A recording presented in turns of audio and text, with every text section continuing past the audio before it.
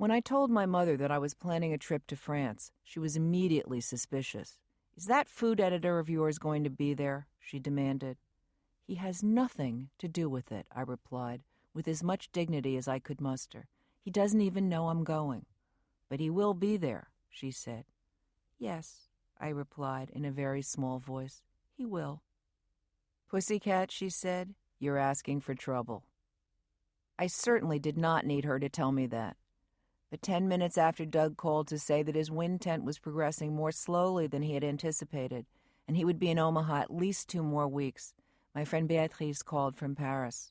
Her apartment in the 6th arrondissement was empty, and it was mine if I wanted it. I took this to be a sign from heaven. Within minutes, I had found a student charter flight to London and invented an assignment. I took the boat train from London to Paris, sitting up all night with the scruffy kids with knapsacks and high hopes.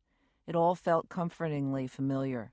The dim light, the furtive departure from Dover, the French douaniers at Calais stamping their feet in the early morning cold.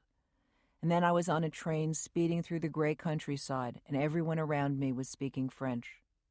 For a moment, I remembered the terrible homesickness I had felt in my first years at French boarding school, and a great wave of loneliness swept over me. What did I think I was doing? My mother's voice was in my ear, suddenly very loud.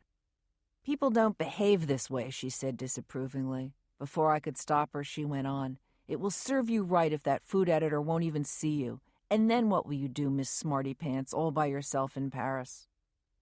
I didn't have an answer, so I drew the shabby silver wolf coat from Value Village around my shoulders and stared out the window, wishing I were in Berkeley, where it was sunny and I was not alone.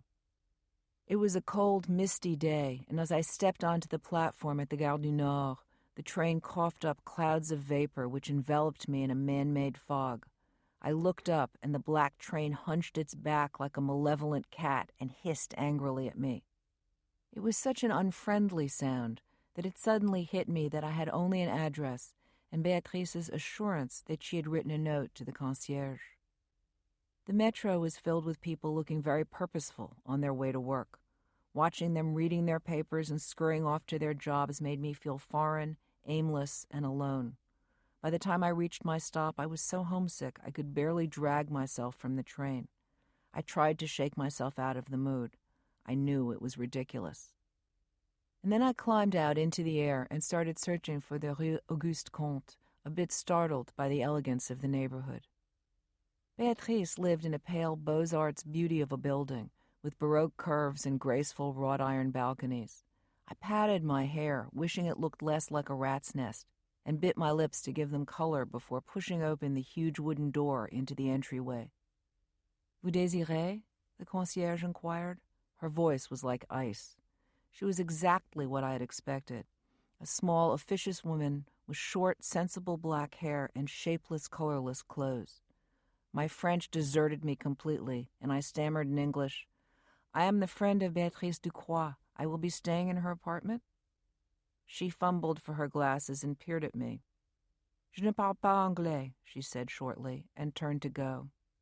"Je m'excuse," I said quickly, a flood of French coming to my rescue.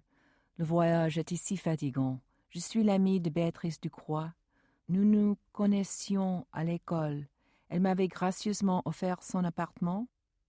"Elle parle," said the concierge sarcastically. She did not encourage me to continue. "On vous a rien dit sur moi?" I continued, a bit desperately. Already I saw myself on the street. "Oui, mademoiselle," she finally conceded. She went to a desk, pulled out a large iron key, and handed it to me. She sniffed. "Troisième étage. Vous avez 2 semaines. Au revoir." And she shut the door, leaving me in the blackness of the hall. "Welcome to France," I muttered as I pressed the light for the landing. It sputtered reluctantly on, and I started to climb. But once I had shut the door behind me, none of that mattered. It was a wonderful apartment, filled with light even on this gray day.